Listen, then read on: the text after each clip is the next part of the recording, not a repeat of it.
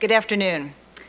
I'm Liz Berry. I'm a longtime member of the Board of Directors of Wallace House, the university's home to two of its prize programs, the Knight-Wallace Journalism Fellows Program and the Livingston Awards for Young Journalists. And I'm currently serving as special counsel to President Mark Schlissel, and on his behalf, I'd like to welcome you all to what is sure to be a very stimulating session this afternoon at our inaugural Eisendrath Symposium in International Journalism. At this difficult time when the press and the media is under attack, particularly in the US, I'm deeply honored to be here among our panelists and many journalists in the audience. As University of Michigan alumnus and US President Gerald Ford said, "Our vigilant press goes right on probing and publishing our faults and our follies, confirming the wisdom of the framers of the First Amendment." I wonder if you would join me right now in a round of applause in honor of journalists here and across the country. Thank you for the work that you do in service of our country and our world.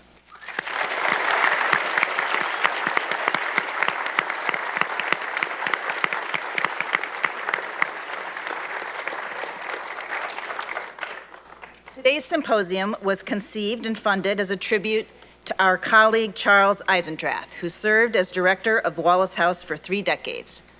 Forged by his early years and career experience as a foreign correspondent for Time in London and Paris, and eventually the bureau chief in Buenos Aires, Charles' interest and dedication to international journalism and reporting is steadfast. After a Knight-Wallace Fellowship in 1974 and 75, Charles joined U of M's journalism faculty and directed its master's program in journalism for a decade before becoming the leader of the Knight-Wallace Fellowship and eventually the Livingston Awards. At Wallace House, as it's now called, Charles began the important programmatic innovation of taking our fellows on international trips to have the deep, immersive learning experience of another country. He recognized that US journalists too often do not have the funding or the time to see and understand other countries. He also raised the funding so that there are dedicated fellowships in our program for foreign journalists, and we regularly have fellows from every corner of the globe. As director of the Livingston Awards, he started a specific honor for international reporting. As in many things, Charles is prescient, and I can't imagine a more timely and important topic than the one of our program today. And I can't imagine a panel more suited to help us explore it. In fact, just this morning, the International Consortium of International Journalists was awarded the prestigious George Polk Award based on the reporting and work of many of the journalists on this stage. Congratulations.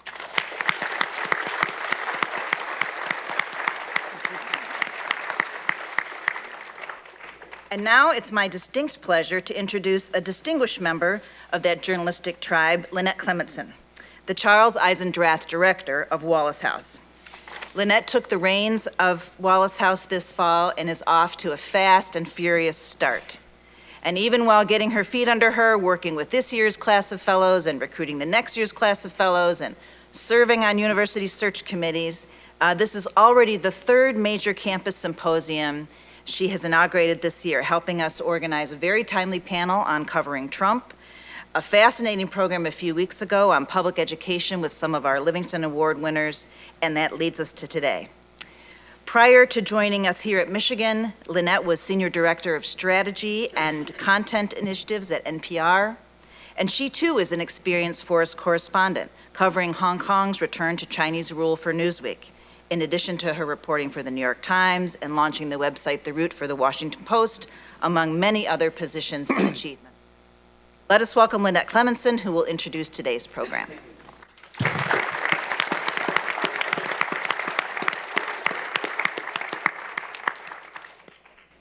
Thank you, Liz. It's of the many things I've had a chance to do this year, and thank you for acknowledging some of the other events we've had. This one is particularly special. None of us who are involved with Wallace House would be here were it not for Charles Eisendrath. I myself was a fellow in 2009-10. and it really shaped my career. We have this year's class of Knight-Wallace Fellows in the room. If you all could just stand so people know who you are.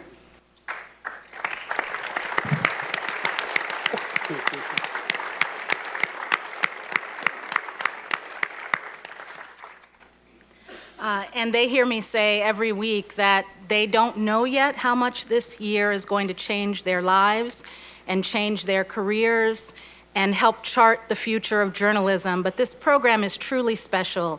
When I applied for a fellowship, there are a few very large journalism fellowships, one in a place called Cambridge, another in a place called Palo Alto. When I applied, I only applied to the University of Michigan.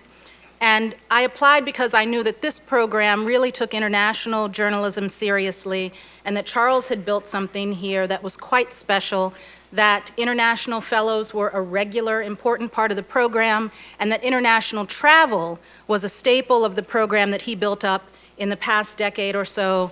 And I didn't even consider anywhere other than University of Michigan, and I was so happy to be accepted. And I'm very happy to be back. So Charles, if you could just come up for a moment. I can do that.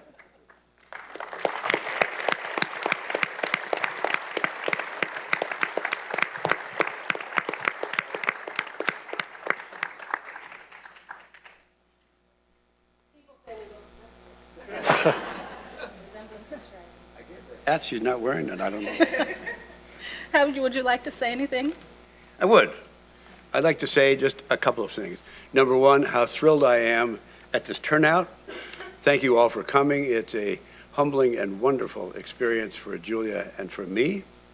The second is actually three things. The second is I found myself confronted by a signed-in sheet. I want to talk about terminology for a minute. And I decided the most fitting thing for me to do was sign in Charles R. Eisendrath, enemy of the people. I'm very proud to be that kind of enemy. Last is there's a term being used in ordinary reporting now that just terrifies me because of these international trips. It is called the deep state. And the only time I've heard that reference used was in Turkey just before incredibly dangerous things began happening in earnest in Turkey.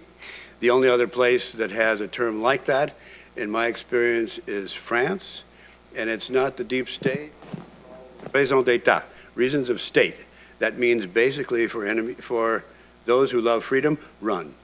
There's heavy stuff coming.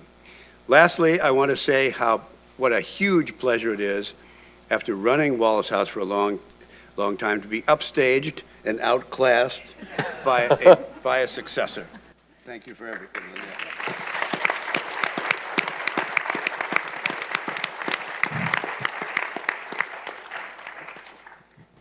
So a few things about our program today. I want to thank our co-sponsors. One of the things that we're lucky to have here is the breadth of partners we have across the university.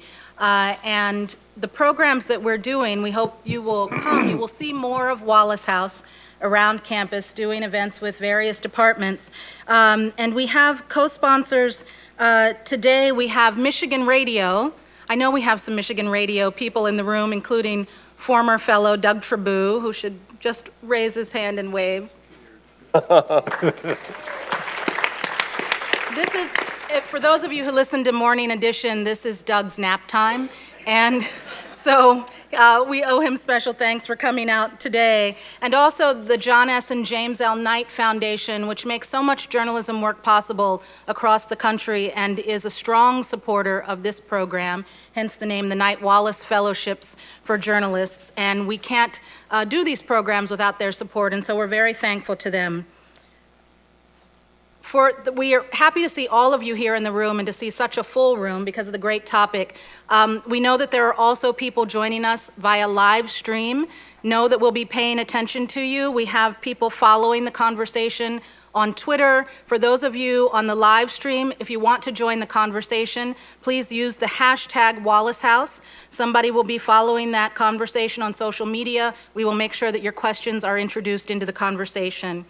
And there are also, those of you who are sitting down will notice that we've handed out Q&A cards. The way we like to do questions at Wallace House is so you can express yourself exactly as you wish, to write down your questions on the question cards provided. There will be people standing around who have question cards. If you need one, raise your hand. Someone will bring them to you. And those of you who are going to be manning questions, if you could just stand up so people know who you are. That's Austin Ramsey, Stephen Sawchuk, and Erica Wesley, who are current fellows. They'll be moving around the room and collecting your questions, and when we come to the end, we're going to preserve 15, 20 minutes at the end to have your questions included here, and we'll have space for a lively conversation. With that, I'm going to turn it over to the person who's going to moderate what is going to be a very interesting, complex conversation. Will Potter is here. He was a fellow last year and is a Marsh visiting professor here at the university this year. Will is an award-winning author, a TED Senior Fellow, and an internationally recognized champion for civil rights, for civil liberties. His work challenging government repression and the labeling of protest as terrorism has appeared in the world's top media outlets, including the Washington Post, National Geographic, and Rolling Stone. Pulitzer Prize winner Glenn Greenwald described Will as, quote, the most knowledgeable journalist in the country on these issues of civil liberties. His reporting has overturned criminal prosecutions, and his book, Green is the New Red, was described in counterterrorism unit surveillance documents as compelling and well-written.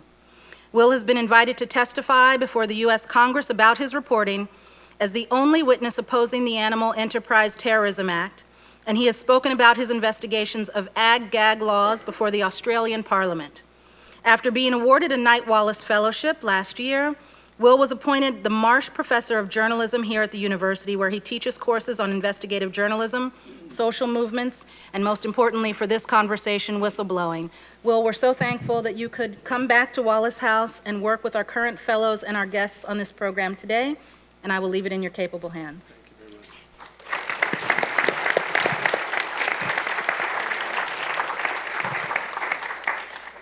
Well, again, thank you to everyone who came out on a sunny afternoon in February in Michigan. You all are some very sick and twisted individuals to want to hear a panel on investigative journalism and whistleblowing when you could be having a coffee in the sun, but it's a little too late for that now. So the doors are locked, and you're with us for the afternoon.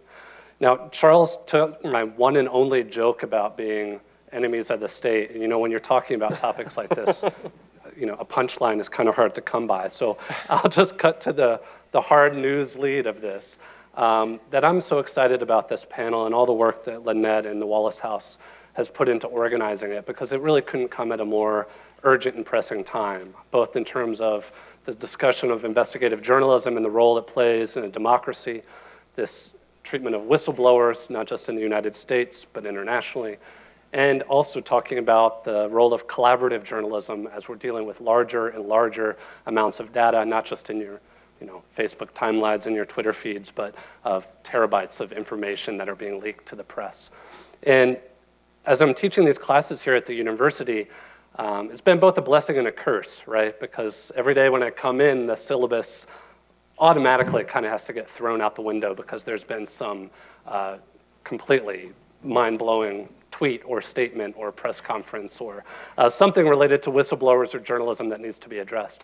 But it's also been a blessing because it's an opportunity to discuss with journalists and discuss with my students, more importantly, how this is playing out in real time and what that means for us in real time in a democracy.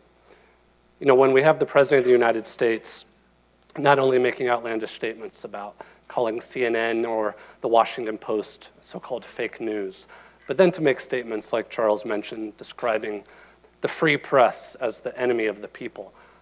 I think it bears a reminder of the importance that this role has played historically in the United States. It's not one that's unique in world history or in current affairs, but I think we often take it for granted in this country that this is a given, that this is always how it's been and always how it's going to be. So part of my motivation in saying this to you all this afternoon is, if nothing else, I hope this panel is a positive reminder. We're confronted with all the negative news of everything happening with these attacks on the press. But I think, the group of journalists that we have on this panel is truly historic. And the amount of contributions they're making globally to the craft, to our understandings of how corporations and governments function, and most importantly, to giving us information that we need to participate in those democracies. So if we can give them yet another round of applause.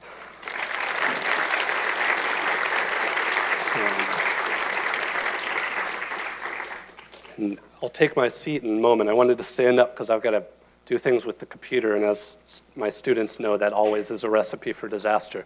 So I wanted to introduce our panel. Bastian Obermayer is the deputy head of the investigative unit of Süddeutsche Zeitung, the largest national daily subscription newspaper in Germany. He is the reporter initially contacted by the anonymous source of the Panama Papers. Bastian specializes in long-form and investigative journalism and has coordinated teams that worked on offshore leaks, the Luxembourg leaks, and Swiss leaks, in addition to the Panama Papers.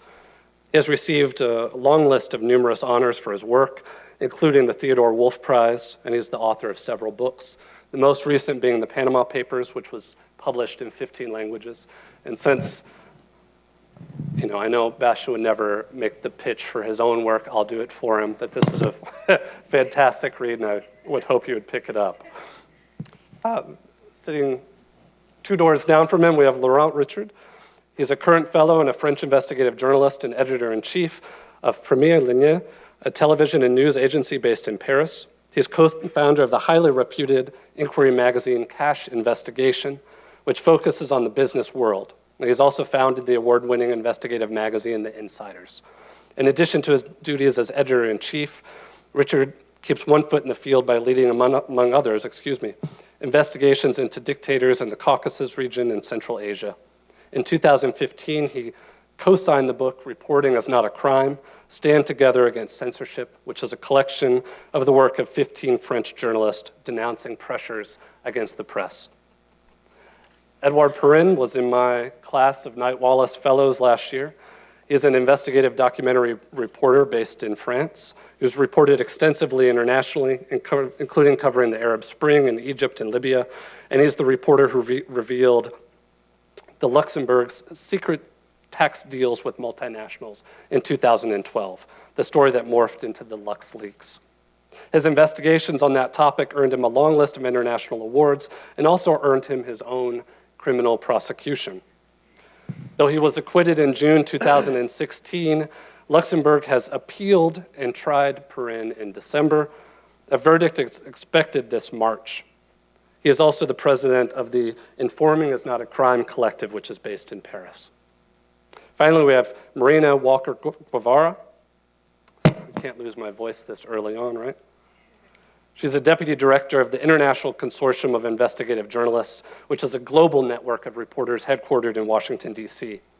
She's managed some of journalism's most consequential investigations on global corruption, including the Panama Papers, which involved more than 370 reporters in 76 different countries and shook governments and businesses across the world. Other investigations include the Swiss leaks, Luxembourg leaks, and offshore leaks. A native of Argentina, her investigations have won and shared more than 30 national and international awards, including honors from the George Polk Awards, Investigative Reporters and Editors, Overseas Press Club, and many others.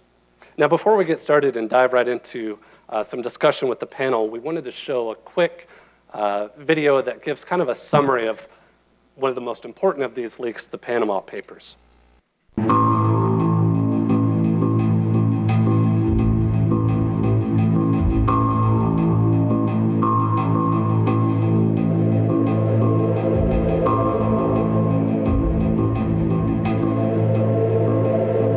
Blockbuster release. Panama Papers. The documents were leaked to the German newspaper Süddeutsche Zeitung. We turned now to the banking bombshell causing shockwaves around the world. Edward Snowden calling it the biggest leak in the history of data journalism.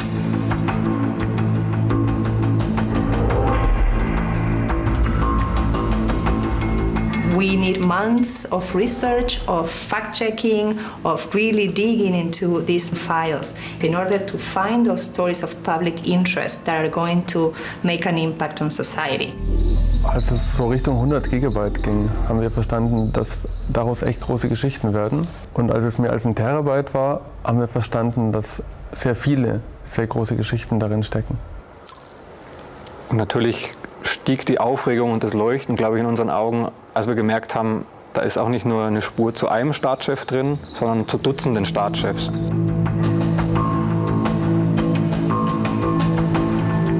We were working with more than 100 media organizations in more than 70 countries. They're still publishing stories. And then, of course, it's up to the authorities to decide what to do. Our job as journalists at that point is done. We have revealed what we've seen.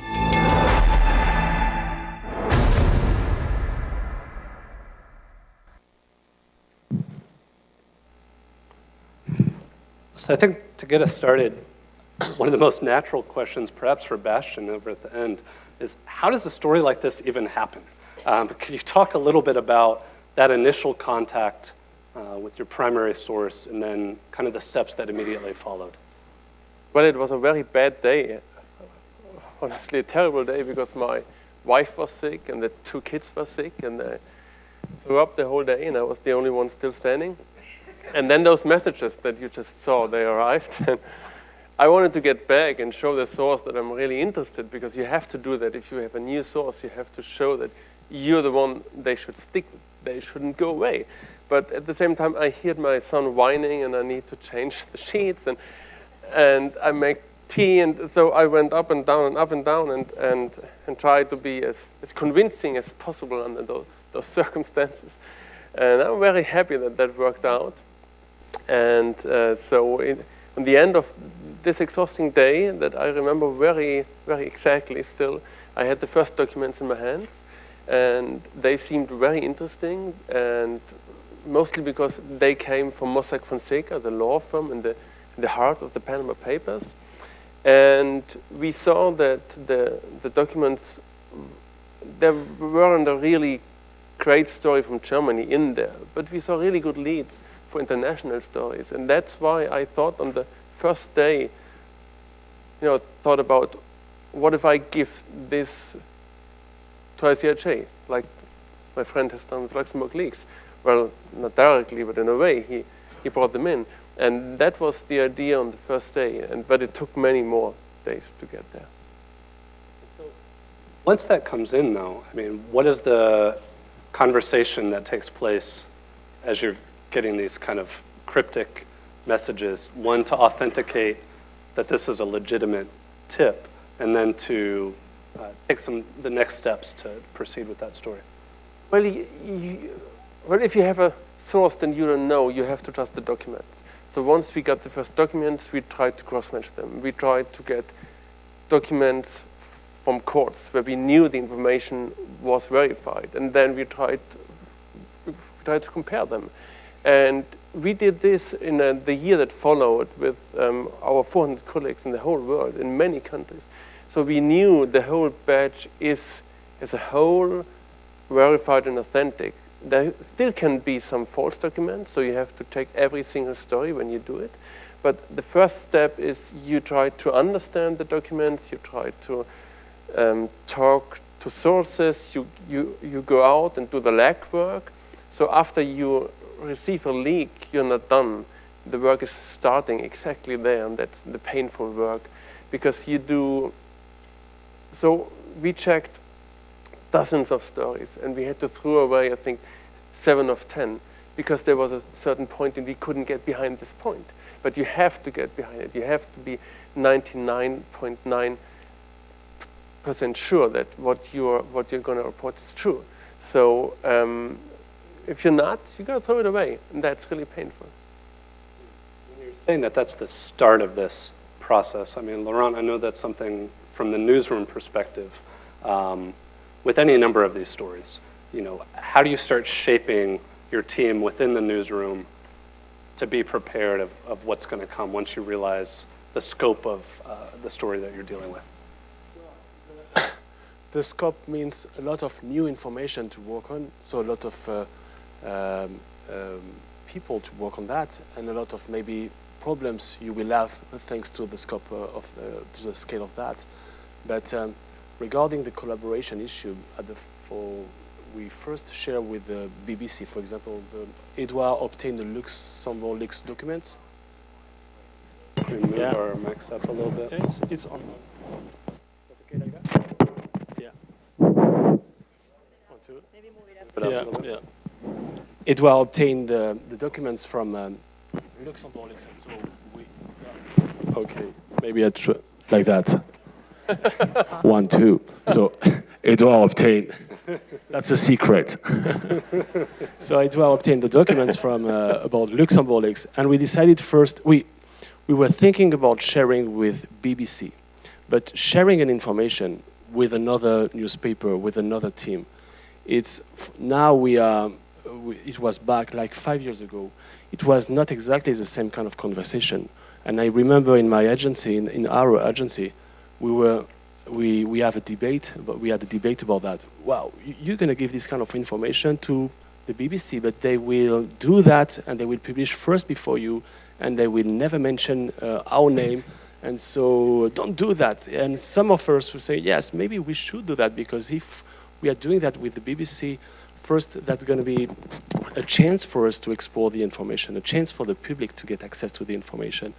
And even on the legal issue, we will be together. So maybe that's going to be the best way for us to inform the people and to investigate and to do some basic journalism. Edouard, I wonder if you could speak to the similar point. I mean, from the perspective of the journalist, I mean, when you're sitting on a story of this magnitude, what are the benefits and also the potential pitfalls of then shifting into this collaborative mode of bringing other people involved in the story as well?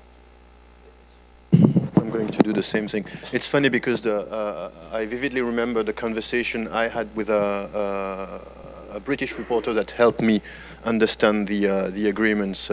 His name is Richard Brooks, and we were sitting in a car in Luxembourg, and it was snowing, and we were finished with the stories we wanted to do. I mean, I was working for one investigation, he was working for one investigation, and he asked me, he said, what are you going to do? I mean, I had found 340 agreements. Maybe I had looked at half a dozen, and in the film I was doing at the time, I had addressed 3. And I mean, it was obvious from the beginning that that was something that needed a wider attention, and that needed the energy and the resources of another newsroom. And that's how I came back to Paris, mentioning the BBC, which in France, mentioning the Brits helping you is something like, and especially for a small company, you know, oh, they're going to eat us alive, and I said no, and I lobbied quite strongly, and with the help of Laurent, and in order to get this done, I mean, do it properly. But I mean, in my mind, there was no way we could just wait and let this information go to waste. That's for sure. I mean, it's clear that the scale, especially with these more recent leaks, is part of the decision. But we've also talked about, and Bastian, I know you've spoken about this quite a bit, that it's not just the amount of information, it's the ability to decipher from a local perspective what matters, who the names are, what stories are worthy of pursuing. I mean, could you speak to that a little bit of what that brings to the partnership as well? Yes. So when we started with the first documents, we were looking for many names, like Donald Trump, didn't find him, and many other names. But you only, in those leaks, you only find what you're looking for. So, and if you don't know what you should be looking for in countries like Angola or Uruguay or even Switzerland, which is really next to Germany, I don't know who is really important there. So you need people on the ground, you need people who know the language. Like Iceland, the Icelandic Premier Minister had to step back after the Panama Papers. I couldn't have done this because I don't speak Icelandic. I didn't understand a word I was researching there. So you need to have people on the ground. You need to have people who know the country, the most important politicians, and those who have the power. And that's Marina's part, luckily, because she has to be looking for all those journalists. On that note, I mean, you had at the point ICIJ becomes involved, you have the kind of unfortunate position of having to create this international newsroom and ensure that people are not breaking those decisions, right? We have journalists who are used to working independently for probably their entire careers, now are part of a truly international newsroom. How do you start setting that up and setting the parameters of how this international collaboration is going to happen? Well, luckily, we had started 19 years ago building this network of journalists. ICIJ was started by visionary journalist Chuck Lewis, who founded the Center for Public Integrity in Washington, D.C., and he started traveling around the world and found all these journalists, and they were all talking about the same stories. So they were all doing the same stories, only from like their local perspective. So he said they are missing the real story. All these stories are connected, and they just don't know. And this was the time when email was starting. So at that time is when he envisioned this network, and he said, I'm going to gather them all. I'm going, again, it's like early 1990s or mid-1990s. The only way to gather them together was to bring them together in some room. So he actually brought them to different universities in the US, and they brainstormed, and they started collaborating. And so when Panama Papers comes, we have 19 years of having built that trust. That is the magic word. Is knowing these journalists, is knowing their strengths, is having shared other stories, is having been through trials together. And so when Panama Papers come, we were ready on the trust. We were ready on the technology, something that we hadn't been ready maybe 5 years ago when we did the first leak, offshore leaks, and we were scrambling because we had never seen so much data. So we built the data unit at ICIJ. When Panama Papers came around, we had 7 people fully dedicated to tools, to technology, and to processing the data. And so when you have so many journalists, though, I mean, it's one thing, I guess, in my mind, to think of setting up this collaboration after we all go back home, and I know, the 5 of us, but when you're thinking of hundreds of newsrooms, how does that scale up and become, what are some of the additional hurdles? Well, that was the big challenge, because when we saw the scale of this data, what we felt is like we had to do justice to the data. And to do justice to the data, to really tell the truly global story that the Panama Papers told, we needed to bring people from as many countries as possible for the reason that Bastian was saying, because who am I to know what the story is in Chile, in China? So we said, okay, let's make this huge effort and take these controlled risks, as we like to call it in ICIJ. We brought in people from countries where we had never worked. We had never worked, shame on us, we had never worked in Turkey, but we were able to find wonderful journalists there, and the same journalists around the world, even including China. The hurdles are several. Agreeing, the most important thing is how do you convince journalists to let go of some of that control that we love to have over our work? So how do you let go of the publication date? That's mostly for the editors too. How do you let go of the need to control the scoop, or the need to control what everybody's doing?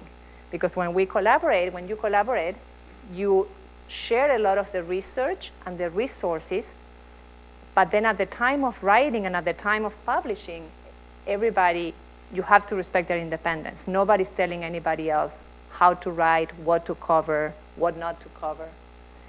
So it's kind of having those basic ground rules. It's having ground rules from the very beginning. It's a lot of managing.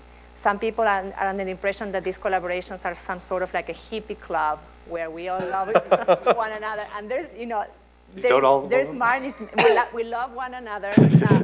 Panama Papers was incredibly collegial. It has not always been like that. We have reached a point where we actually don't fight. We didn't fight. Well, there was one fight, small fight in the Nordic countries.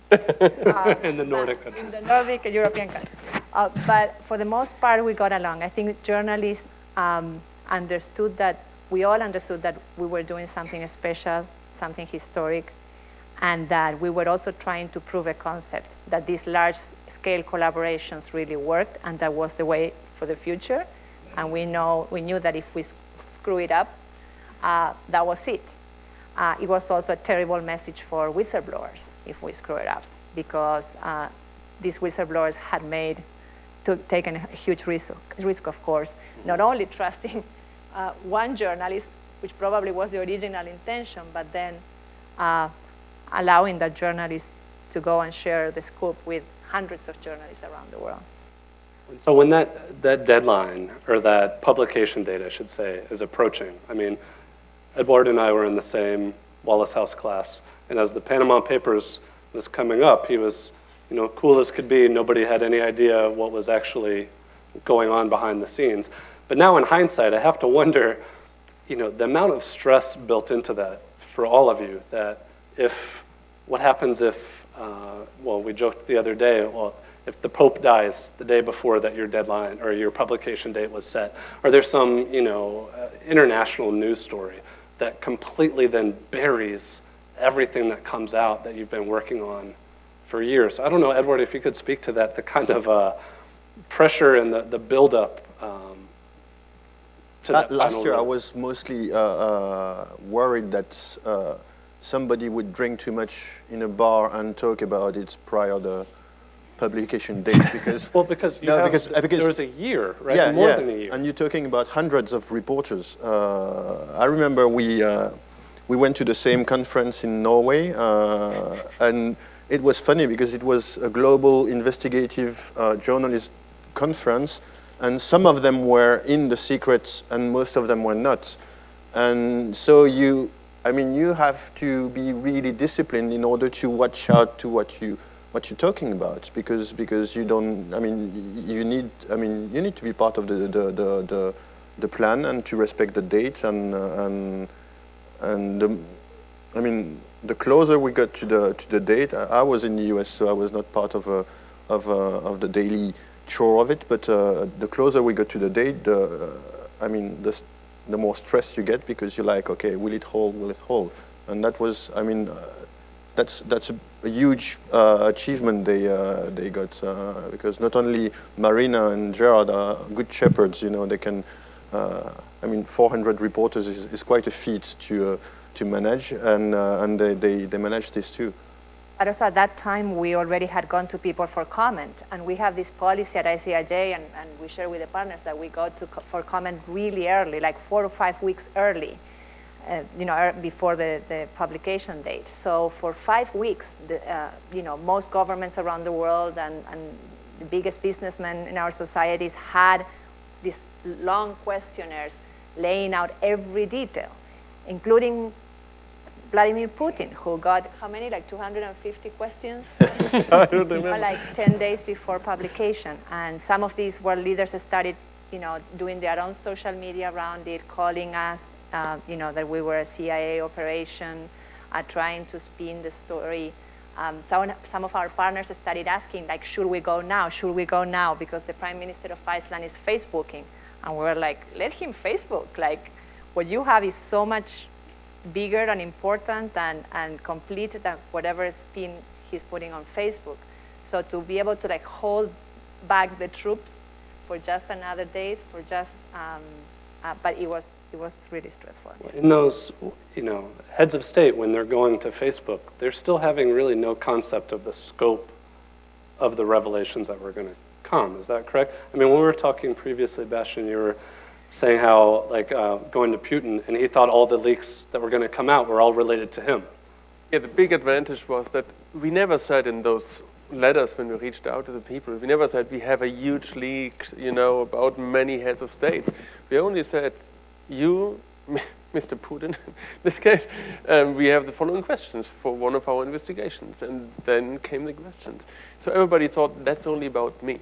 So we got lots of people who reacted and said, why are you doing this huge investigation only about me, and what is it? And it was so hard not to say, hey, calm down, it's not only you. you'll have company. But we didn't, and so yeah, the last weeks were really stressful, especially if someone like Putin is lashing out publicly to the investigation that you started. It's a strange feeling, and we had many emergency calls. I had to calm down our editor-in-chiefs because they wanted to publish right away. They said it's not going to hold, the story's not going to hold. And so we had an emergency call like every day in the last weeks, maybe twice a day on some days. And the director of ICIJ, Mr. Rahl, he was all, whatever happened, he kept repeating, "Trust me, we gotta wait. We gotta be patient." And he repeated that like a machine, and it sank, and he was right. So we waited, and there were some things were leaking. I think the Finnish partner had a preview video online on Friday. The Swiss partner had a small interview online on Sunday, some hours before deadline, and in Malta people talked on the internet. So there were small leaks, but last few hours, and but it didn't matter. Yeah, so the floor was prepared, and then we came at the same time on the same day, in the whole world, and made the splash. Something especially ironic and poetic of dealing with the biggest leaks in world history, as you're also trying to prevent those leaks right within your own newsrooms. So I mean, you have to wonder, as that date is getting nearer, you have broadcast crews who I'm sure wanted to go to the law firm and to get the B-roll and all this stuff ready. I mean, what are those calls like to try to reinforce to the entire community that's involved in this project that nothing is going to be gained from individuals breaking that trust? Yeah, we just kept reminding them. There were also world events that were happening. The FIFA indictments. We happened to have a lot of information on FIFA, and this was, I don't know, broke, 6 months? I don't know how many months before. Oh, it was a year before. And they already, some partners were asking, like, shouldn't we be publishing the FIFA documents and nothing else? And we were like, no. Like, it's going to have a lot more. Right now, it would be incremental, what you would add to the conversation at the time of the indictments. But later, in the context of the bigger corruption story, it's going to be much more powerful. Then in Brazil, the Lava Jato, Petrobras scandal was breaking. We had lots of information about Lava Jato. So journalists were asking, and I respect that. I think that they should do that. But then we said bearing a life or death situation where publishing would prevent literally somebody from dying. I think that we will hold back. Well, and on that note, it strikes me that I don't think people understand the toll it can take on both whistleblowers having to remain either secret or protect their identity over such a long period of time. Whereas, with this story, with the journalists involved, when this is your world, all day, all night, collaborating and working on this story, and not being able to share that with the public or people around you.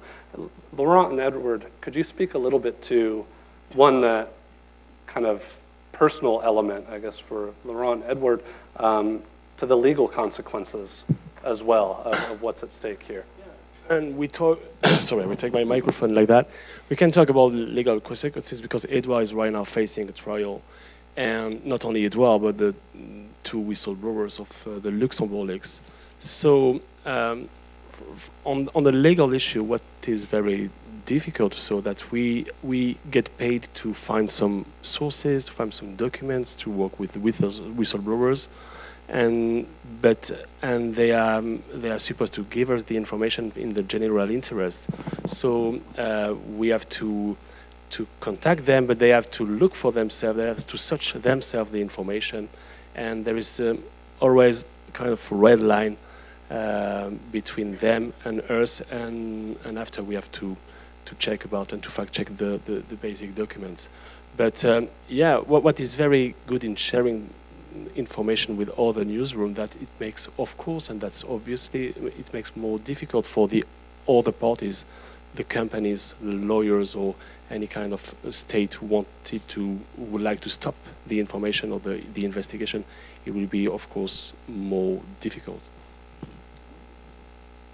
The interesting thing in the LuxLeaks case is that I'm trying to find some positive positive consequences of being dragged in front of a court for a criminal trial. But well, I guess to kind of set the stage for people don't know exactly what you were charged with, how that came about, what was the issue? So the issue was the Luxembourg authorities charged both the whistleblowers in that case and myself as an accomplice for theft or complicity of theft, breach of professional secrets and breach of trade secrets and laundering of those facts. So the three of us were charged for these 5 indictments.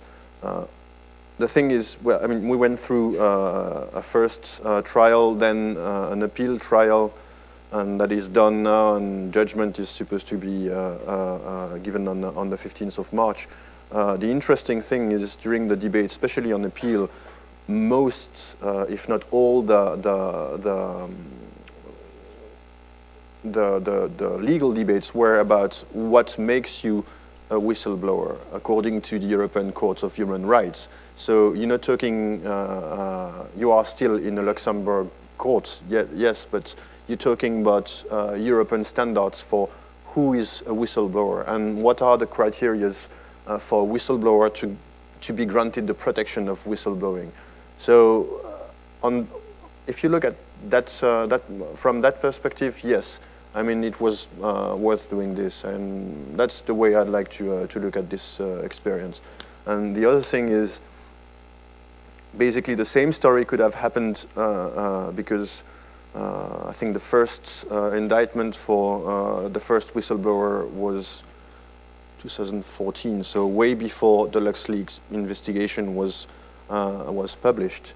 And had this happened without the LuxLeaks worldwide coverage, you would have had the same trial with the same people. I mean, the reporter, the sources.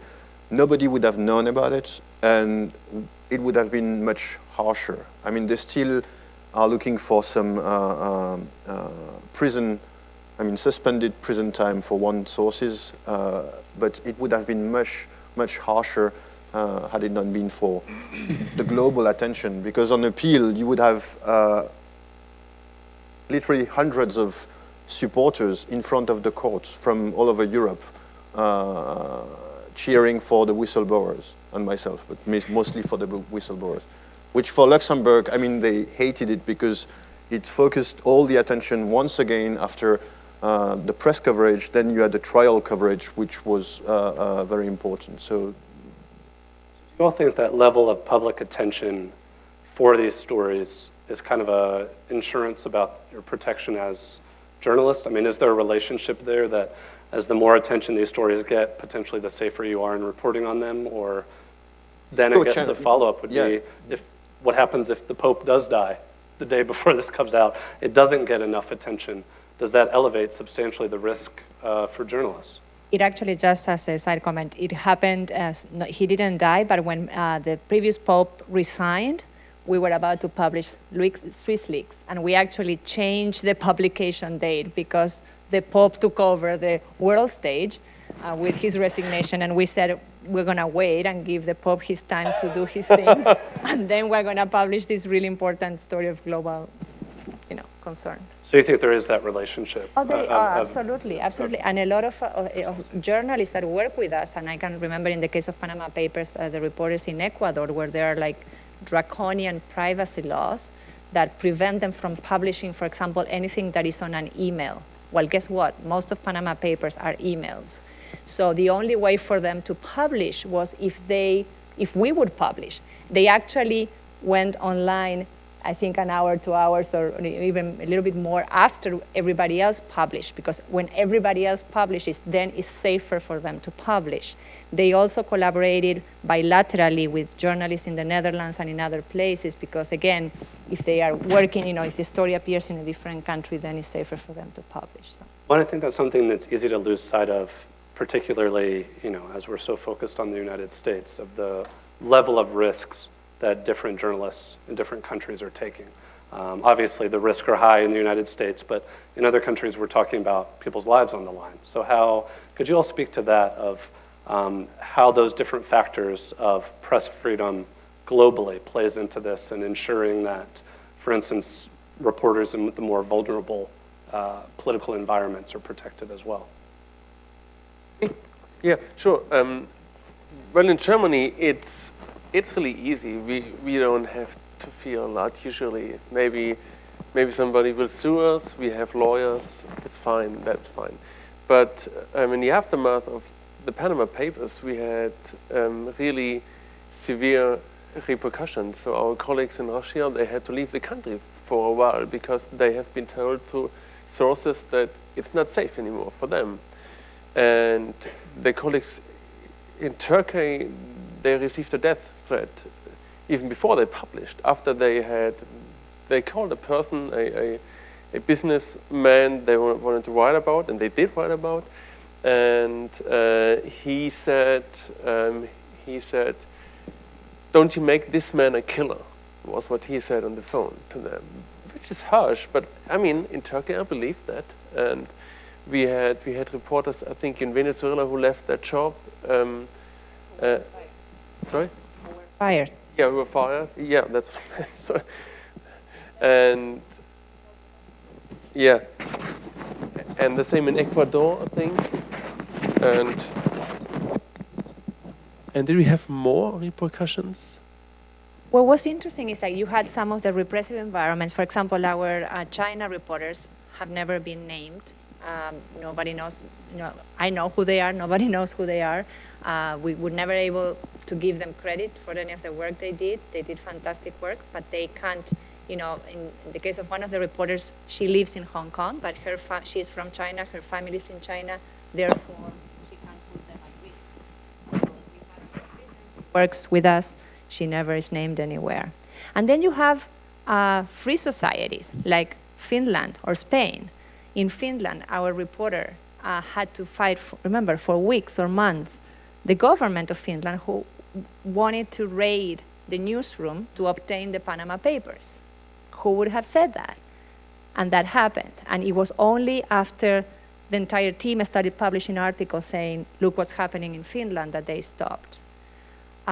The other example was in Spain, where we partnered with El Confidencial, which is a newer, very influential financial website of politics and finance.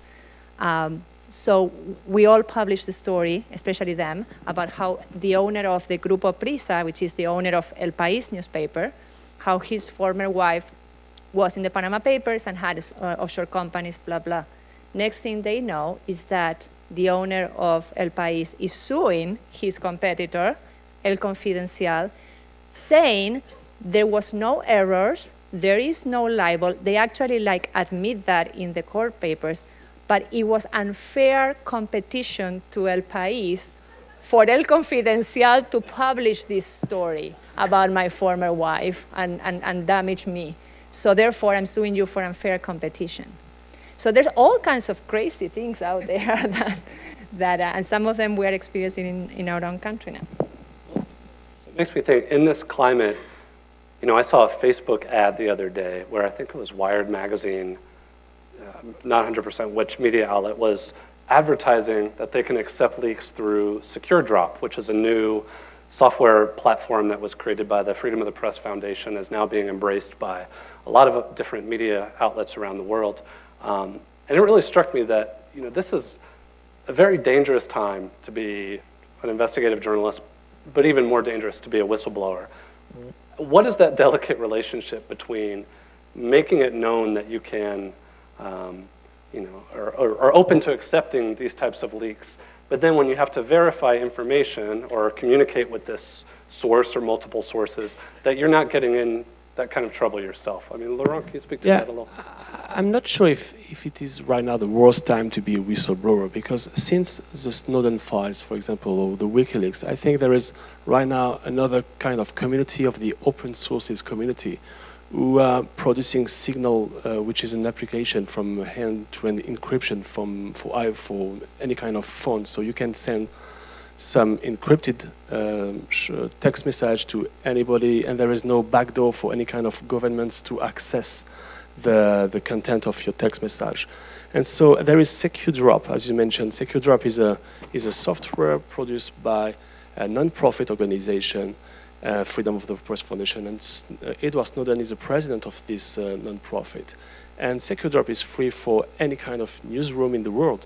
So, and that's, if you want to stay in the dark, if you want to send some information to a newsroom or to ICIJ, you can use SecureDrop. And that's really maybe 100% sure, but it's actually currently the safest way to proceed. You can also use the postal mail, which is still works and it's still safe, maybe. So, and so there is new way to leak information.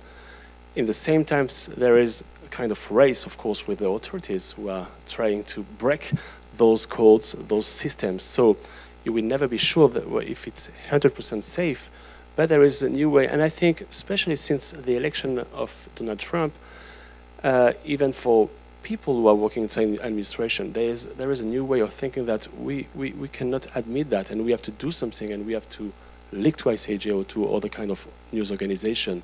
So, and we are right now talking about journalism based on whistleblowing, and that's a new thing. The Intercept is a website based on this on this concept also. So we are right now entering in a new phase, new way of doing journalism, and new way of sharing that.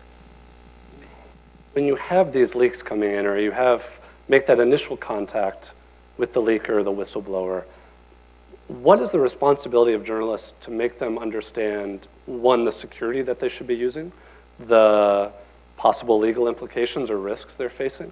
I mean, you're cultivating this relationship, right? And you're depending on this information, but do you have an obligation beyond that? I think it's more than an obligation, because you have to think about the safety things before the whistleblower, before it is tried. You have to offer to the whistleblower or to any kind of potential source, because the whistleblower is someone who wants to be in the light and who want to say, yeah, it's me, I was working inside this administration, and I'm proud to be your sources. But most of the time, sources stay in the dark, and they want to stay in the dark. They want to keep their position, but they want you to take the information they are giving to you. So we have a moral obligation to think for them and to offering them, and that's most of the websites, as ICIJ, New York Times, The Intercept, The Washington Post. You can find on their website how to link all the things you please don't do these kind of things. Never email us saying, hey, I have an information. You can call me back on this number. So never do that, of course. But and we have to be, as a news organization, we have to have some secure website or so, because right now most of the authorities who want to spy, it's very easy when you are not on the HTTPS system. You know, they can observe all the data on your website. So, yeah, that's a pretty exciting moment for doing journalism and to work with sources. That issue of security, I think, can quickly become completely overwhelming to most people. And I think to most journalists, too, who aren't, they don't know about email encryption. They might have heard about Signal, which is a free app that anyone can use that you mentioned that has end-to-end encryption. But beyond that, it's kind of like, we kind of freeze up and don't know what any of these terms mean. I mean, Bastian, I guess could you speak to with the Panama Papers, was there a bit of explanation involved? Because you're having to protect the source, but also, yourself and other journalists down the road are dependent on that security as well, right? Yeah, right. So for me, what I really hated in this year is that, I was the one who would make a mistake and somebody would go to jail. So I really tried very hard to be as careful as humanly possible. And I wasn't a specialist in encryption and all that stuff, and you have passwords that are this long, and I tend to forget even a small password. So I had to learn a lot in a very short time, not to endanger my source. And that was in the first days and weeks. I read like everything I could find, and I talked to people, and I couldn't really explain why I called them up. I just said, I want to talk about encryption and how would you share big data, and I mean really big data, because there were like millions of documents that wanted to come to me, and we had to find a way that would still hold the leaker anonymous, and that's really complicated. So, I mean, really complicated in a way that I didn't even understand back then. So I had to talk to people, how would you do this? You know, just given the fact you would get a lot of documents, and that was hard, but in the end, it's, so once you learn it, it's quite easy. And what we did in the end is we encrypted every single email we wrote. And even if I asked my colleague Frederick, what do you want to have for lunch? Because it's just a routine, it's just a matter of routine. And once you learned it and you do it, it's not bothering at all, and it's very important. And that's the reason why the source of the Panama Papers is still in the dark, because luckily we didn't make a mistake, and I hope we won't in the future. As a reminder, if you guys think of questions that you would like to have asked as we're having this discussion, there's some note cards that everybody should have already, that you can jot them down and pass it towards the end to some of the fellows that will collect them. And also, if you're online, that you're watching the live stream, use that hashtag of Wallace House, W-A-L-L-A-C-E House. Sure. One thing I wanted to follow up on what Laurent had said about, so many media organizations now have secure drop and are receiving leaks, and there's a little bit of a frenzy about leaks given the context and what's happening. I think it's also important that we train journalists in these newsrooms to be recipients, to be responsible recipients of those leaks. Because what's going to happen is that they are going to plant a fake leak into somebody. And maybe they already have done it. And if we are rushing to get the story out, and if we are not experienced enough, and if we haven't gone through, this work that Bastian has gone through of dealing with the source, of verification, an error is going to be made, and that's going to affect the entire industry. So it's not just getting secure drop and the technology, is learning, relearning how to deal with these confidential sources in the digital age at the time of big data, which is very different from meeting somebody in a parking garage. Yeah, and what you just said is about the rushing. It's really important that we took our time. When I first talked to our bosses and I said, well, we want to share the data, they were like, really? It seems to be so good, why don't we just keep it? And so we said, okay, no, so we explained all the big advantages. What is the case you made then? At the point your editor says, oh, we should probably hold off to this. You could probably get some awards, we might increase our subscription. What is the argument you make? The main argument was that I said we found a lot of big international stories and we didn't find a huge story from Germany, and so it makes sense. And I still promised that a lot of attention would go to Süddeutsche Zeitung. So if any of you speak German, no. And so when he said, okay, you can share it, we can share it, but how long will it take? And we had that big discussion in, I think, March 15.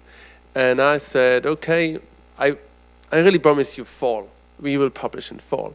And I knew that we would never, ever publish in fall because the data was... 4 months? 4 weeks? Yeah. In the fall. Oh, in the fall, sorry. Yeah. So... Mention the year. you didn't mention the year, so it could be fall. Yeah, right, I didn't mention. I think I said this fall.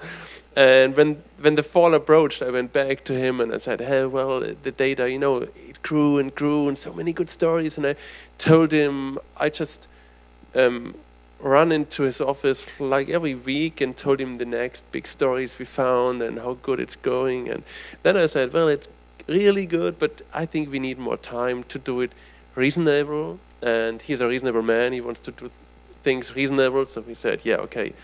So let's say maybe January, and I said, yeah, let's do it in January. And in December, he came back and said, it's not January. So we went to April in the end. But we needed the time. We really needed time. We finished really closely to the final date. And we even had stories that we hadn't finished when we published. So you really need a lot of time to do all the work. I think a response that you might hear, well, from the new president, that, well, we don't need the press when he has Twitter and you can go straight to the American people that way.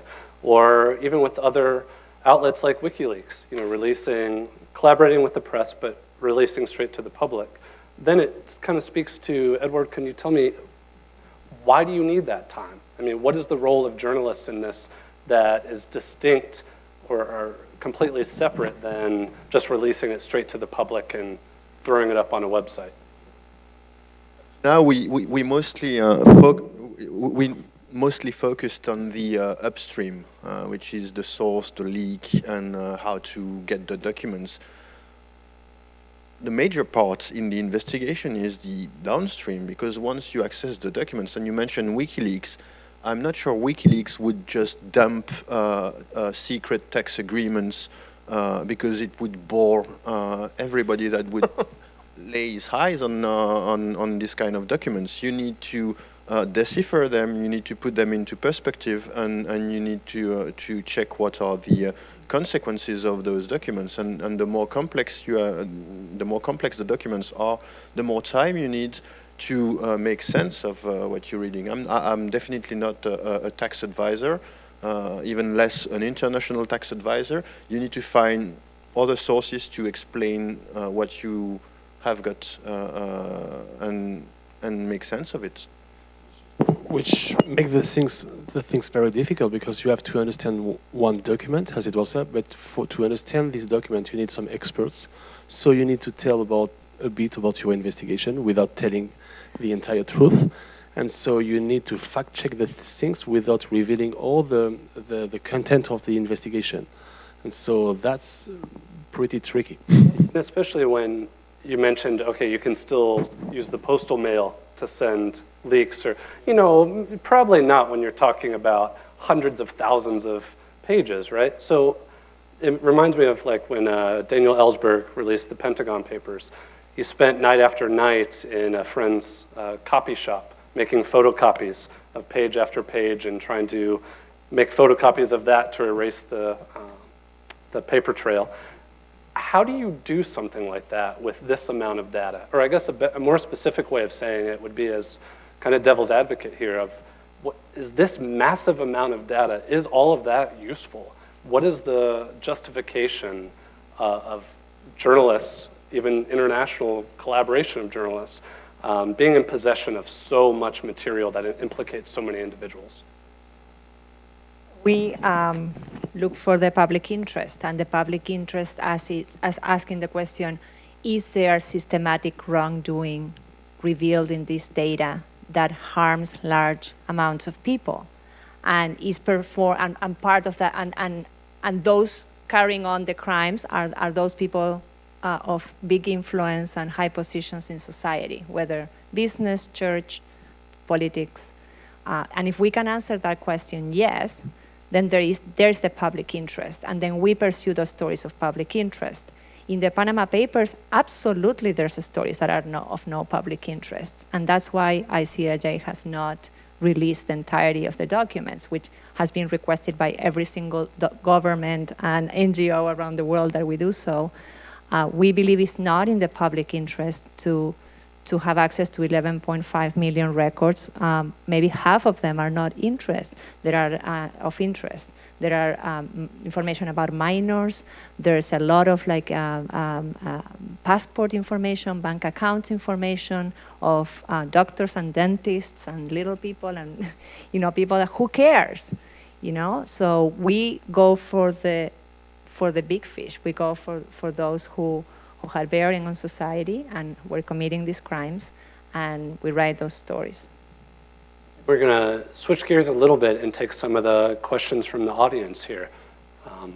So we'll start with a question online from Twitter. How do you ensure that you are not being used as part of a counterintelligence operation?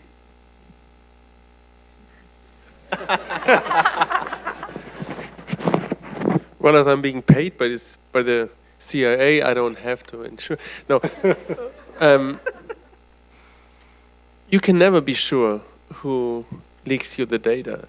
But if you find a story of public interest, it's a story of public interest, whoever gave it to you. So even if it would be a secret service who gave you the data, which I honestly doubt, because it's no secret service in the world would give away 11.5 million documents. This is a weapon you cannot control. This might be directed against you, and we found CIA companies there, and we heard about it. So I think you always have to think a lot about in whose interest would it be, what are you going to publish. And we found stories about, the president of Russia and of China and of Iceland and of UK and of Argentina and of Pakistan and of so many countries that, the number of secret services that could be interested in giving the data, it decreased with every head of state that we found. So in the end, there was nearly nobody left that would have, even if you wanted, given to us. And it's still, nobody can know what's in all those documents. So it clearly is not in the interest of any secret service. But you can't know, of course, for sure. Another question, audience question. How did you decide who to trust as collaborators? Did you talk to the New York Times, the Wall Street Journal, or Washington Post? We, as I said, it's a process. Is having worked with those reporters, is getting others to talk to us about those reporters, is backgrounding them. We investigate them before we invite them to join the investigation. The trust is also with the human beings, it's not with the media organizations. I don't believe that you can trust a media organization, a corporation, but I can trust Bastian. I can trust, Edouard. How do we pick them? We want them to be fiercely independent. We want them to have a collaborative spirit, like they need to be team players. And if somebody is the most amazing investigative journalist, but is a lone wolf, like we call, like many investigative journalists are proudly lone wolves. Well, that's wonderful, and I'm sure you're going to break a lot of incredible stories, but this model might not be for you, and you might not be for this model. So independence, spirit of collaboration, and then a really great record of investigative reporting. So we first look at the individual journalist, then we look at the media organization. Does the media organization provide the support to the journalist? Does the media organization give the journalist the time to do the work? And again, the independence to pursue all the stories. And then, we take our chances, I guess. In the US, for Panama Papers, we worked with McClatchy, Fusion, and Univision. We had tried in the past with other media organizations, with other bigger newspapers, and it wasn't a good fit. But we believe that in the future, it's going to be a good fit. So. Given the number of leaks coming out of the government, how do we get more of them, the leakers that is, to go on the record to lend credibility? And I'm going to combine this with another audience question, which is also, what is your advice for U.S. journalists who are receiving leaks from within the U.S. intelligence?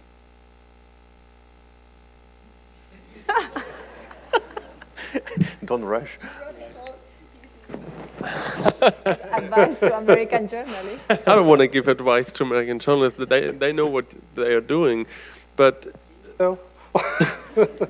So the first question was about the leaker itself. Yes, how do you get leakers to come out to lend credibility? I don't, because I don't want leakers to get out in the public. If, it's really dangerous. It depends on what they have leaked. So if it's, not really important or it doesn't have a big influence, then maybe they can go public. But we had long discussions with our source for the Panama Papers, because this source thought about, going public and being a hero like Edward Snowden is. But it's really dangerous to do that, and there's no way back. So once your name is out there, you are really disqualified for any job. I mean, who would hire a guy who leaked 11.5 million documents? Nobody. So I think it's really important to understand for the leaker what can happen, and we are the ones who have to explain that, and we are the ones who have to tell the leakers what is the big danger they may be confronted with. And what should US journalists do if they get a leak from the Secret Service? I don't know. They have to look if there's a public interest and then publish it. That's it. Well, and the big question would be, will an American organization, if they get a leak of the size of the Panama Papers, will they share?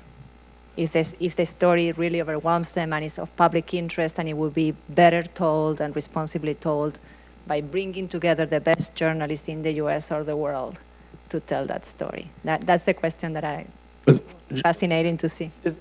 To follow up on that, do you think there's something about American journalists, or Americans, I guess, in general, that makes it an impediment to that kind of collaborative spirit? No, but seriously, though, because I've heard this concern raised by other international colleagues, both publicly and privately. So what is that dynamic? I think what is interesting is that even in France, I don't know if we can share with our competitors in France all the information we have, all the big information we have. So sharing is about, it's difficult to share with your main competitor in your own country, but it's easy to share with a newsroom, with a national newspaper from another country. So sharing is also about you have to share internationally, or maybe not. Maybe That's a conversation. Yeah. You're not viewing American journalists aren't viewing journalists in Russia as being necessarily a competition for breaking a story. I don't know. I think the American journalists in general, and I love them, and I am American actually. I'm Argentinian American. I think have a little bit of a harder time sharing. They also have a harder time accepting or embracing leaks. Now it's very popular. Now it's very cool. But until like 6 months ago, we had to explain ourselves all over. And actually, we didn't use the word leak in Panama Papers because we thought that if we used the word leaks, it was going to be somewhat less valuable, because there is this view in American journalism that leaks are somewhat easier journalism. And of course, now they're finding out, and we all know, that it's actually harder because you have to do so much detective work and go out in the public data and all that. So our experience at ICIJ has been that it has been more difficult to convince American journalists to join these collaborations. And I put myself in their shoes. They are very, it's scary. It's scary to cede that control that as I was talking about before.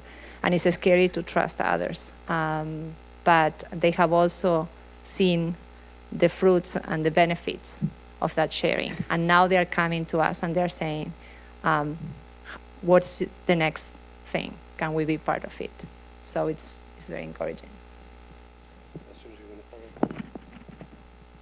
Well, we have the impression from several tries that US colleagues seem to be a little US-centric in a way, and it's kind of hard sometimes to interest them for stories that are actually happening outside of the US. And I understand that. I mean, it's a really big country, and there's a lot going on there, and they need to sell the newspapers in the US and all that stuff. But we really, so if we meet in Norway or wherever for some huge conference for investigative journalists, there are not a lot US colleagues, and the ones who we meet there, they are not really interested in international stories. So maybe it will change, maybe it's already changing, but I can remember when we did offshore leaks with the ICIJ, which was a really perfect investigation back then. And we had a huge audience in Germany, and in the US it was like, nothing happened. Nobody took note. Nobody is not right, but it's nothing compared to the Panama Papers. But it was very similar what we did back then. So I think it's a changing world regarding to leaks right now.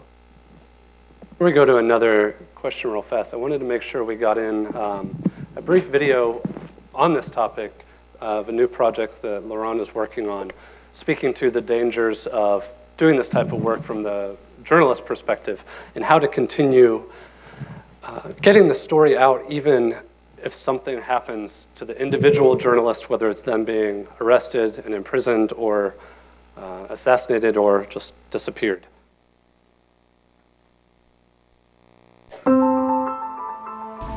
In 2015, 115 journalists were killed. 199 were jailed worldwide. Free speech is under attack in many parts of the world. Freedom Voices is a collaborative journalism network devoted to publishing the work of journalists who are threatened, jailed, or killed. Our goal? To make sure people get access to uncensored information. Freedom Voices is using a new tool to defeat censorship with collaborative journalism, a secure sharing system managed by an international team of investigative journalists. If you are a journalist facing threats, you can drop your sensitive information in a highly encrypted safe box. Your story will be held securely and will never be published without your consent. Only 2 people can access your safe box: you and your contact at Freedom Voices. Following your instructions, if you are arrested, jailed, or killed, Freedom Voices will complete and publish your story worldwide, thanks to a collaborative network of news organizations committed to tackle censorship.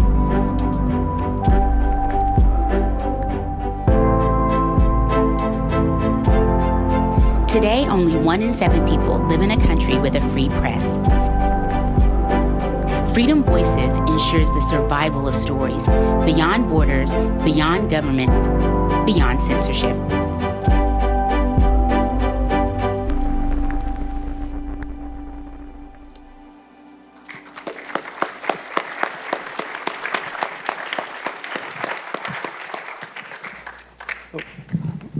I mean, what I found so brilliant about this is that you're taking that collaborative spirit that we're already seeing at play in handling these stories and democratizing the tools also that leakers and whistleblowers use and combining them to actually protect and ensure that these stories continue to go out. I mean, can you just explain a little bit about what motivated you to start this? And I know now in your fellowship through Knight-Wallace at the University of Michigan, you're focusing on this project explicitly. Yeah, I came here especially to start this project and this collaborative platform.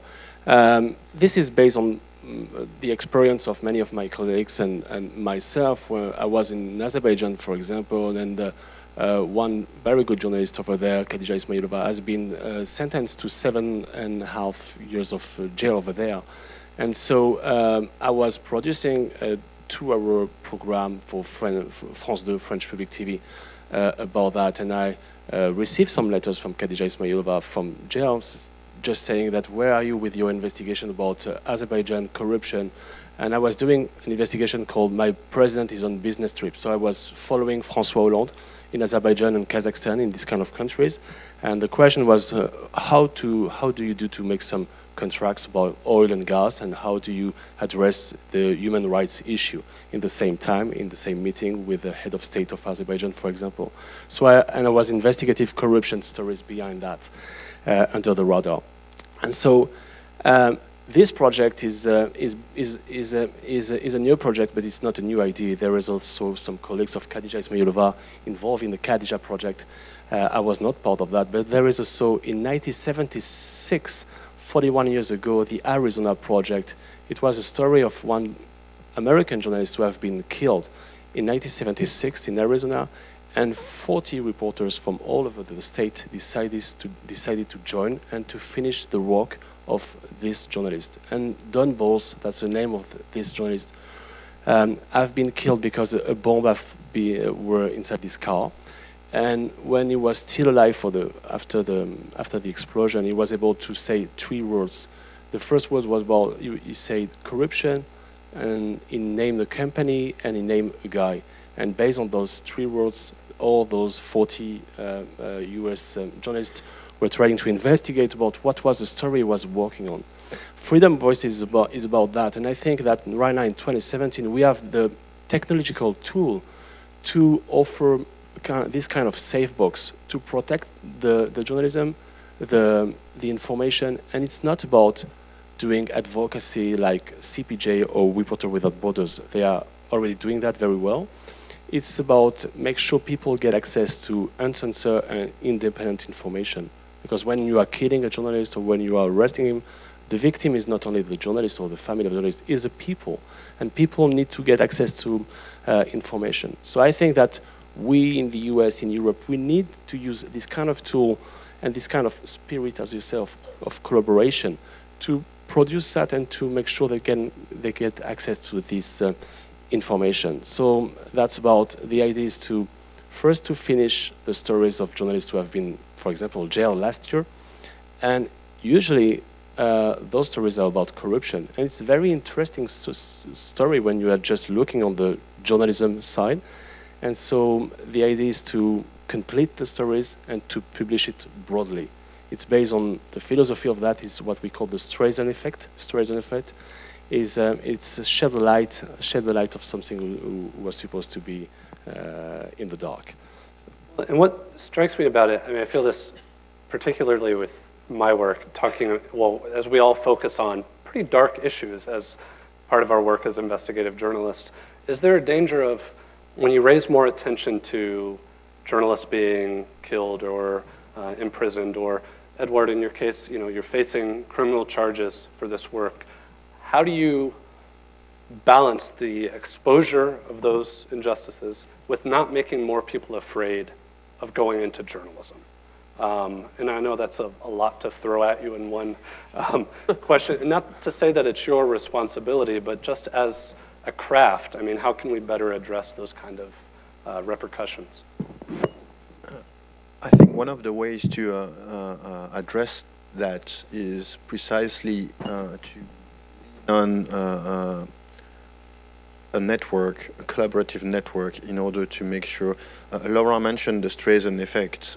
It's a shaming effect, and it's for any reporter or whistleblower that would get into this or these troubles. Would be the insurance. I mean, would be to have an insurance, some kind of an insurance that it would be worse for anybody to try to silence this issue or that person, because then you would have 5, 10, 15, 80 different media outlets that would mention this. That's what happened with LuxLeaks. That's what happened with the Panama Papers. I mean, how could you possibly, even if you have the resources to pay the best PR firms in the world, I mean, it's whack-a-mole. I mean, as soon as, no, really, and then you lost, because you won't be able to control that issue, and it's going to be on the public debate. And if you try to do anything, it's going to be worse than doing nothing. That's the point of first sharing the stories and then sharing the risks. It's about sharing the information, and only in case something happens, we will access the information and make sure that people get access to that. And just back to the Streisand effect, because we mentioned many times this name, maybe most of you don't know what is a Streisand effect. It was Barbara Streisand, I think it was in 2002. A photographer was working on the Californian coast, and he was taking pictures of the coast, but just to understand some geological, something not regarding the house of not linked to the house of Barbara Streisand. So he takes some picture of the coast, and we can see the house of Barbara Streisand in the picture. and he published that on a very small website in California, but she decided to sue him and to ask for millions of dollars for having taken a picture of his house and the swimming pool. And because she decided to make a lawsuit against him, all the press came to cover the trial. So everybody was the picture of the house and the swimming pool were on all the networks. So that's what we call now the Streisand effect. Blackmailing, effectively. Well, we have time for a few more questions. If people are online right now, you can use the hashtag #WallaceHouse, and you can also pass your question cards along as well. What do you do if and when a potential whistleblower asks for money? How much? Oh, that's a joke.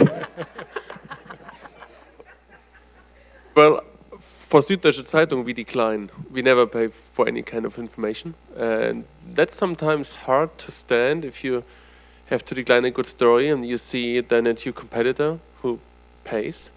But I think it's the wrong incentive to give money as a journalist for information, so we don't do it.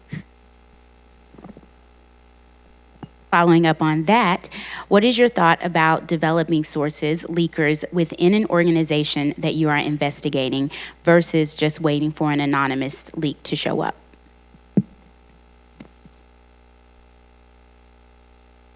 Well, maybe also to speak to the legal risks of that versus, if you receive information unsolicited is one thing.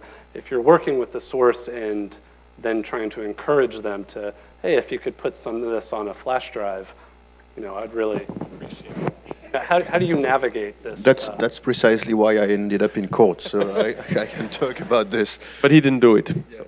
I was accused of having been the mastermind behind one of my sources, which has been, disproved totally once they looked thoroughly at the email, and basically my sources just wrote to me saying, I can help and I can produce, but well, don't do this. This is definitely not something as a reporter that you would do, and for the whistleblower or the source, that's trouble, definitely. Yeah. You have to find sources inside government, inside whatever, but and you have to encourage people to share information with you, but the red line is right there where you encourage somebody to do something illegal. And so if you have a good source in government and you talk to this person for years, and then someday this person decides to hand you over information that you haven't asked for and which he or she obtained illegally, that's perfect for us. But of course you should never say, hey, we know it's that long, couldn't you maybe, because then you go to jail and your source goes to jail if it comes out. So yeah. Then what happens when, so Marina's involved, ICIJ is involved, one of the journalists working on this project, there's inevitably plenty of follow-up questions or plenty of confirmation and validation and all this. So you're having this continued contact. How do you walk that line then between verifying some important question you need to confirm and appearing as if you're encouraging further leaking, if that makes sense? You never ask for more information to get to you from a place you don't know where it is. So if the leaker is telling you, which was the case in my case, so if the leaker is saying, I have a lot of information here, do you want to have it? Then I can say, yeah, show me samples, and then I can say, that's really interesting. Would you mind showing me more? Because I think he has it in his possession already. But if the leaker would have said, hey, I got this right from Mossack Fonseca and I can get you more, then I would say, hey, you do whatever you want, but I won't encourage you to do that. And there's the line. When we got the call from Süddeutsche Zeitung, of course, the first thing is, we talk to Bastian, then we talk among ourselves, and then we talk to our lawyer. And the lawyer asked us the real simple question. Did you or your partners participate in the obtention of this and the acquisition of this data?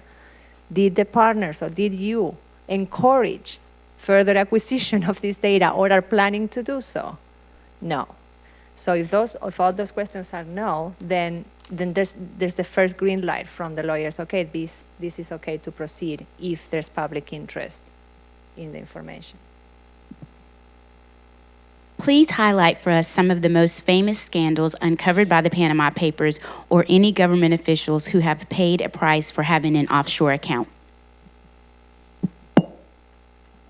One of the two, I think, most significant ones were, of course, the Prime Minister of Iceland resigned. What was fascinating about the story is that he basically misled his people. He lied about what he had about having these offshore companies. It wasn't like hundreds of millions of dollars and a huge corruption scandal, but he was misleading, and he paid a price for that. People went out on the streets. There were massive protests. People threw yogurt at the parliament, and apparently in Iceland, when they throw yogurt at the parliament, that's when things are really bad. So they threw yogurt at the parliament. He resigned. So that's an example of one where there was a very clear consequence to the misconduct. Then we had Russia, and that's an investigation I'm very proud about because it took a lot of collaboration from many partners to follow the money, $2 billion of money, a lot of it which was stripped from state-owned companies, traveled around the world in the form of fake loans, and ended up in the pockets of the very small circle, intimate circle of President Putin. And that was, and of course, there is no consequence for that, right? But it was really important, and it was a really important public service because there had been for many years so much talk about the kleptocracy in the Kremlin. But for journalists to be able to actually see how that worked, to document it, to put the documents out, to show the mechanics and the names and the relationships, I think it was a very important public service, even if, in the face of it, we don't see an immediate consequence for the actions. I don't know if there's any other I mean, there are many reactions. I think we have 170 investigations worldwide right now on the basis of the Panama Papers. And right on the weekend in Ecuador, they voted for a new law that makes it illegal for representatives of the public to have offshore companies, which I think is a really good idea because you make an end to a lot of ways of corruption there. And like 10 days ago, I think the founders of the Panamanian law firm Mossack Fonseca have been arrested, both. So it's been 10 months after our publication, but now finally they had to go to jail. And I think that's a sign that even in Panama, the authorities are starting to react, and they have now demonstrations, and we still had huge demonstrations in Pakistan where the kids of the Prime Minister had assets in London and they hold it via an offshore company. So it's, I can't really follow all the reactions, but it's been more than we thought, way more. Let me ask you all, the impact of the Panama Papers and the LuxLeaks and these stories have been just monumental, but we've all also had stories where you think it's going to lead to such an impact and make such a difference, and you've got everything lined up, and then it's just a thud, right? And it doesn't do any of those things. Could you speak to that a little bit? And I'm selfishly asking with the mind towards my investigative journalism students who are attending today. How do you prepare for that kind of long arc of your career and thinking and realizing that not all of these stories are going to have such an impact? I mean, Edouard, you in particular, you've been working on investigative pieces for 20 years. Yeah, but on that topic, the first film we did with our company in Paris on the tax, on the secret tax agreements, was in 2012. And beyond press conference in Luxembourg, I mean, nothing happened. Nothing. I mean, really nothing. And we had to wait for 2014 LuxLeaks, and last year only, Apple was forced to refund $13 billion to Ireland, so which is a direct consequence of what we did. But it took 5 years, so you need to be patient. And when it's, I mean, the echo or the consequence is not there, you have to keep working, make it different, and maybe it's going to happen. And just regarding the Luxembourg leaks, it's not always positive, because in the same time the European countries were just vote law last year saying that it will be illegal for any kind of for journalists to receive a document for any kind of company if this document is supposed to be confidential, and the confidentiality of this kind of documents will be decided just by the company itself. So if I receive a call from Pepsi or Coca-Cola or any kind of company, and if I receive a document from this company, if I call the company saying, hey, I get a document, I want to interview you about some facts, I found it, they can just find a lawyer to sue me. So that's, and we are talking about European laws just 3 years after the Luxembourg leak. So the positive, in fact, we have to be very patient to to see the good things of that. And you have to tell yourself, it's not your fault if nothing happens, because it doesn't make your story better. You know, if all kind of things happened, it doesn't make it worse. So it's like you did your job, and then you'll see what happens. And we're not activists. So I'm not the offshore have an activist. You know, I'm a journalist, and if nothing happens, I will report that nothing happens. And it's not my job to make things happen. It's my job to report on those things. On the other hand, it's really important to not do too many vanity stories. Vanity stories are stories that are only there to please, you know, our ego and our desire to take nice pictures and write a long narrative. I believe that there's a moral responsibility in journalists to think about what your story is going to change from day one. It may be that it doesn't happen, and you are certainly not going to go and advocate in Parliament for it, but think. And Gerard Ryle, my boss, taught me this. From day one, ask yourself, are we likely to get a result? And then pursue that. That's a perfect place to wrap up. And just to make a couple of points, because I think some very important things were said here at the end. You know, Liz mentioned at the beginning of the show another event that we did with Wallace House earlier this year after the elections. It wasn't a planned event. We felt like the elections happened and we needed to respond to it, and we had fellows who were alumni of the Knight-Wallace Fellows Program who had been covering the election, and so we brought several of them here and had a conversation about what had just happened with the election, what journalists were to take from it, what society was to take from it. And one of the things that came up there was this sort of constant repeated theme. Why isn't the media doing this? Why aren't they doing anything? Why aren't they doing anything? And it's an interesting question, because even as we found at that event, actually things were being reported every week. The glut of information and the confusion created around the environment of information, I think sometimes made it hard for people to see the information. And Will brought up in the beginning, we are actually in an environment right now where confusion introduced on top of information to keep people from seeing what's being reported. I believe it's an intentional process. But patience, which came up several times in this panel, is important. And checking your information is important. You can react to somebody saying something is fake news because they don't like a story, or you can be persistent and you can check your facts and you can make sure, as Bastian said earlier, that something is 99.9% true and that you're publishing it for the right reasons, and that the right reason is the public good. and that it might take the public a while to see what you're trying to say. But I believe the work is being done, and we are so proud at Wallace House to be able to bring journalists of integrity here every year. Just to mention again, Bastian and Laurent are Knight-Wallace Fellows this year.